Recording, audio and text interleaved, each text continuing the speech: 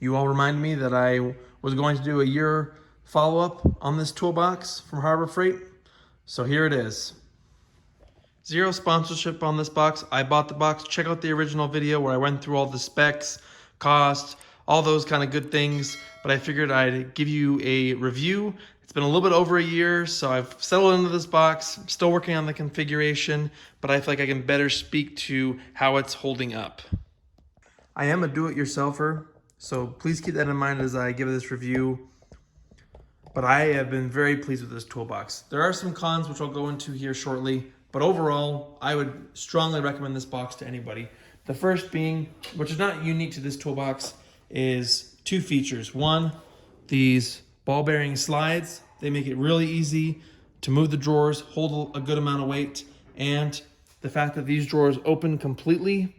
It's not only up to this where you have difficulty seeing what's back there and pulling tools out. That in and of itself is a wonderful thing I love about this box, especially for the price point of, I think typically what it's on sale for, $500 to $600. Compared to a toolbox like this, that's friction style, even with a little bit of tools, you can see how full it gets. And then you can't open up the drawer all the way to pull out the tools. So having that contrast has really made me appreciate this Harbor Freight box. As you can tell, I've definitely stacked the top with lots of tools. So I don't know, no issues there. The struts have held up great, no issues whatsoever. I don't lock my box much, so can't really speak toward the lock itself, but you know, no issues there. Paint looks great. I mean, besides just being dirty and dusty, I mean, I use it all the time. This toolbox, I get into it almost every day and no issues. What else can I say?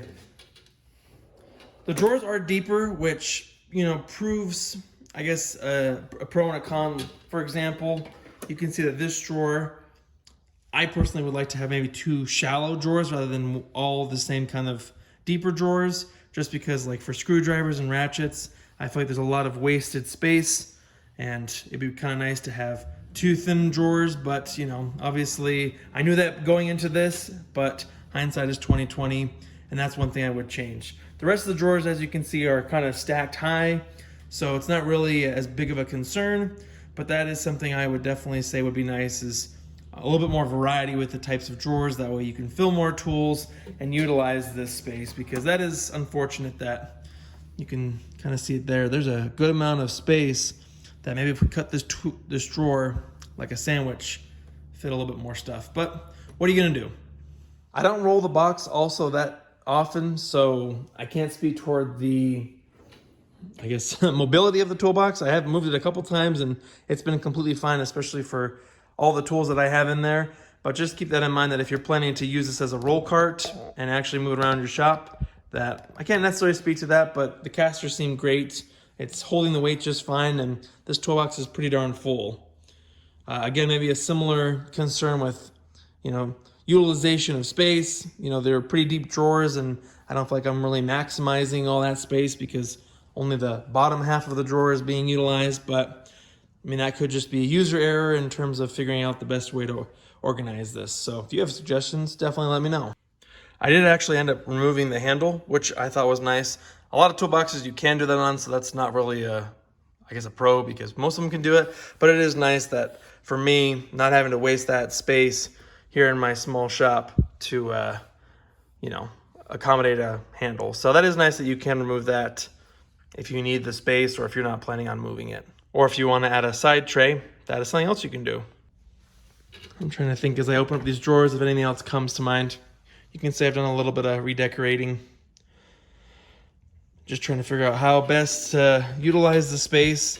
But seriously, I just love how easily these rolls. I mean, this drawer is full of hammers, and it, you know, easily one-handed operation, no fuss, no muss.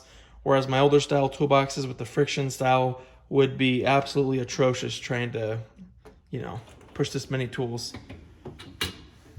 Personally, I've been struggling with this bottom drawer in terms of use because it is bigger, right? It is double the height, which is good and bad.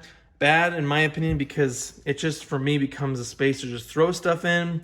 I don't love deep toolbox drawers unless it's a very specific need. This is my automotive drawer, but You can see I just throw things in there because there's so much room. I don't want just one layer of stuff. I'd rather kind of utilize all the space. So that is one, I guess, gripe that I have is, again, all these drawers are all deeper. So space utilization is something to really consider if you want to maximize your real estate. I wanted to keep it straight and to the point. Thank you guys for watching. Any comments or feedback, especially that you guys have if you own this box, or even if you don't and you want more commentary or you want to add your 2 cents, leave it below. That's where all the value is everyone's experience rather than one person sharing their thoughts. So let me know what you think below. Like and subscribe. Questions or comments, put them below. See you in the next one.